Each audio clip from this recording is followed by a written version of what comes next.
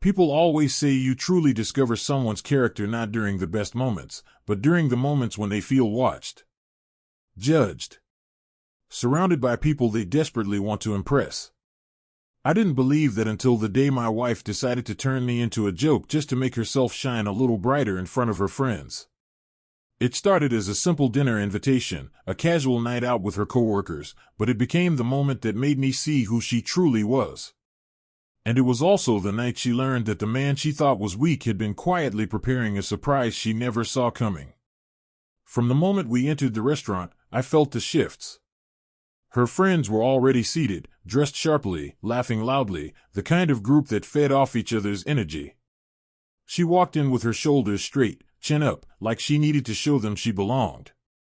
I reached for her hand. She slid it away like my touch might wrinkle the image she was trying to present. I told myself not to make a big deal out of it. Maybe she was nervous.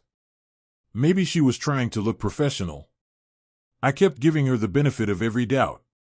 But the doubts didn't last long. The joke started small. A comment about how slowly I choose from menus. A joke about how I'm not social enough. I laughed it off, trying to be a good sport, but the way her friends exchanged glances told me something was off. They weren't laughing with me, they were laughing at me. And she was encouraging it. Then came the moment that changed everything. One of her friends asked, half joking, half serious, how marriage was treating her. She lifted her glass, smirking, and said, loud enough for nearby tables to hear, honestly, he's not exactly the husband I expected. I thought I married a man who'd be stronger, more decisive, better at certain things. But hey, you get what you get. Her friends erupted in laughter. Someone whistled. Someone clapped. And she leaned back in her chair, satisfied, as if she had just delivered the punchline of the night. My chest tightened. Not because of embarrassment, that part numbed quickly, but because I could see the expression on her face.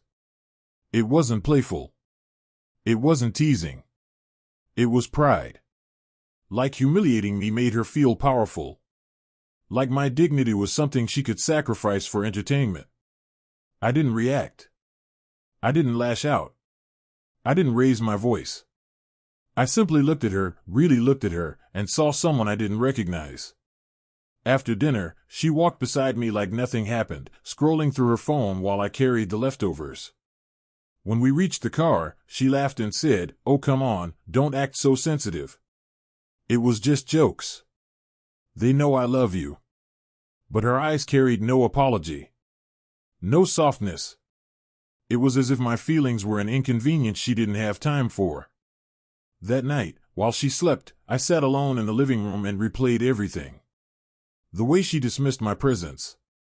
The way she grabbed the attention of her friends by making me the center of mockery. The way the jokes escalated, revealing thoughts she had clearly kept inside. Weak. Not what she expected. Not good enough in things she wanted. The truth is, when someone humiliates you intentionally, they show you exactly where you stand with them. What she didn't know, what she couldn't have imagined, was that I had already been contemplating leaving for months. The distance, the cold comments, the way she treated me like an accessory rather than a partner. I kept hoping things would change. I kept trying. But people don't change just because you love them. People change only when they choose to. I had already spoken to a lawyer. Everything was ready. All that night did was confirm my decision. The next morning, she woke up acting like everything was normal. She asked if I wanted coffee. She asked if I slept well. I answered politely, calmly, almost gently. Because when you reach a point of clarity, anger fades. You don't need it anymore. When she finished getting ready, she noticed the folder on the dining table. She picked it up, frowning. "What's this?" I didn't raise my voice. I didn't make a speech. I simply said, "It's the strength you said I didn't have." She opened the folder and froze. The divorce papers were already filled out. Dates. Signatures. Documentation. Everything organized and ready. It took her a few seconds to process what she was holding. The color drained from her face. "Is this a joke?" she whispered, suddenly quiet for the first time in a long time. "It's not a joke," I said. "I'm done being your embarrassment." She tried to backtrack. She tried to explain. She said I was overreacting, that she never meant it seriously, that her friends didn't take it seriously either. But the desperation in her voice betrayed the fear underneath. Because deep down, she knew. She knew she had crossed a line she couldn't uncross. When someone crushes your dignity in public, you don't owe them a private apology. You owe yourself a way out. I told her that the man she made fun of, quiet, patient, giving, was also strong enough to walk away. Strong enough to know his worth. Strong enough to protect his peace instead of waiting for her to respect it. For the first time, she didn't have a comeback. She didn't have an insult. She didn't have an audience to impress. All she had was the realization that the husband she didn't expect was no longer hers to take for granted.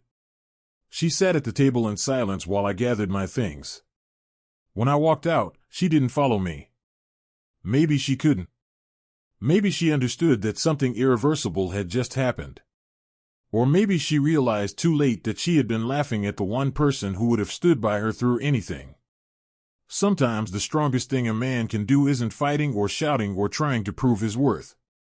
Sometimes the strongest thing is simply leaving a place where he is not respected. And that was the surprise she never saw coming.